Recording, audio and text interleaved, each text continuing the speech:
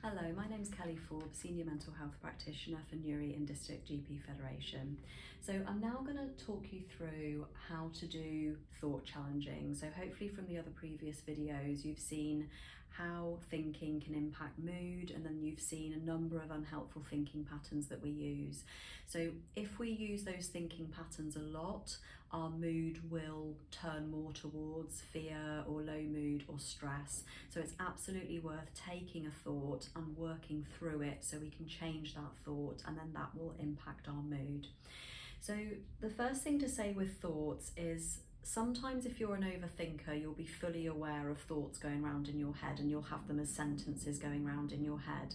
But for a lot of us, our thinking can be quite automatic, and it might be that you might just be sat there on the sofa, you've had dinner, you sat down, and in your mind you might not be thinking about much, but suddenly there's a churning in your stomach, or you notice that your mood has kind of taken a bit of a change.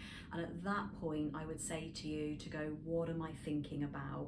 And for most people it might be like, right, I'm thinking about what I've got to do tomorrow, I'm thinking about a family member that's been unwell, I'm thinking about a blood test that's just come back. But whatever it is, we kind of want to get hold of the thought so then we can work with it and change it.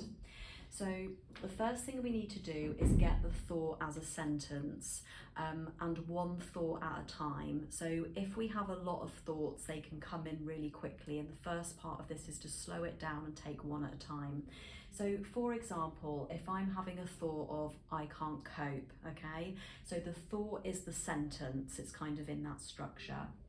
Now the next bit is to name the emotion that's linked to that thought, and then kind of rate it 0 to 10 in terms of how distressing that might feel.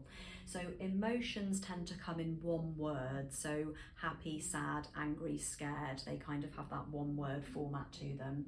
So the emotion that I might have if I have the thought I can't cope, I could feel overwhelmed, I could feel anxious, I could feel ashamed, because none of us like to feel that we're not coping.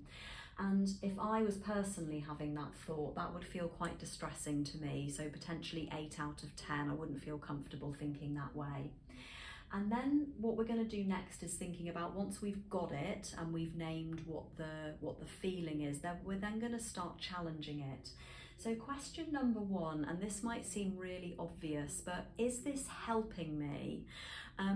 Because the mind likes to think negatively, and it's taking us on these journeys, on these loops, thinking about maybe things that aren't going well. And I think the first part of this is going, is this helping me to think in this way? 9 times out of 10 the answer will be no, and then we've kind of interrupted that thinking pattern already by bringing our attention to it. The next question we're going to look at is what I've briefered it there, but unhelpful thinking patterns. So what unhelpful thinking patterns am I using? And you might want to look back at the other video to kind of remind yourself of the list here.